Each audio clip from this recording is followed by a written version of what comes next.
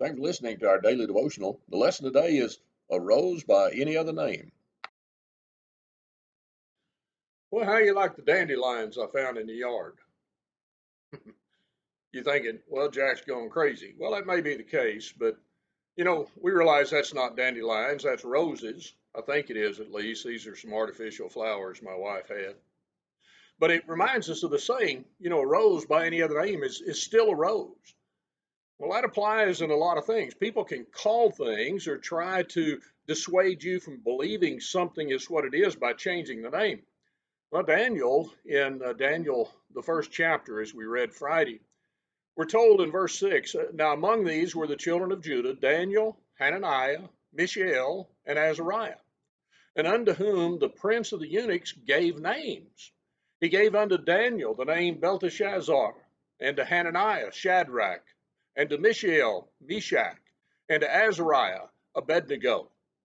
You look at that, and been speculation on why they gave those names, but I think part of it would be we want you to forget who you were, where you came from, what your purpose in life was previous to.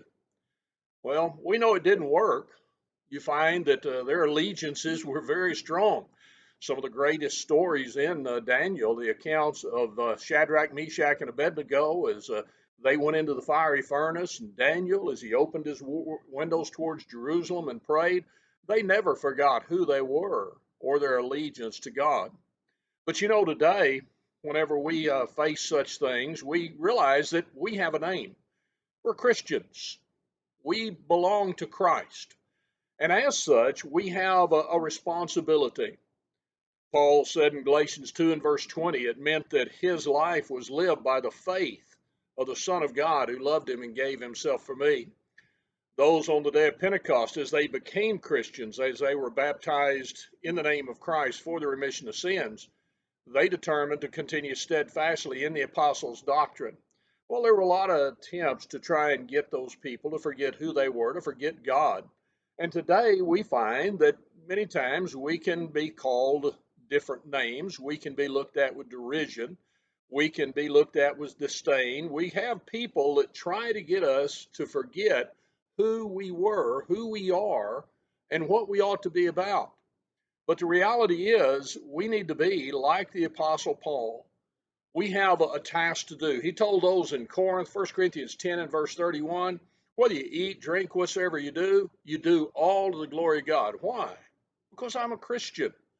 That's what I do. Galatians, the 6th chapter. In verse 1 and 2, you seek to correct those who are in a fault. In verse 2, you seek to bear one another's burdens. The world doesn't do that. They call us foolish. They call us, just strange things whenever we try to be helpful to others instead of being selfish. But we're Christians. That's what we do.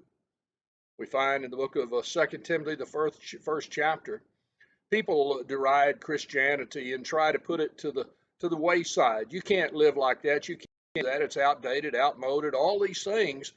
But like Paul, whenever he faced death itself, he wasn't ashamed because he knew whom he believed, and he was persuaded that he, that is God, was able to keep that which he'd committed unto him against that day. The world looks at us and they can look at us with a lot of strange ideas, a lot of strange names, but the reality is a rose by any other name is still a rose. Daniel by the name of Belteshazzar was still Daniel. Shadrach, Meshach, and Abednego were still Hananiah, Mishael, and Meshach. You look at that and you find that those individuals, they remembered who they were, no matter what the world said about them. I pray that we will do that same thing.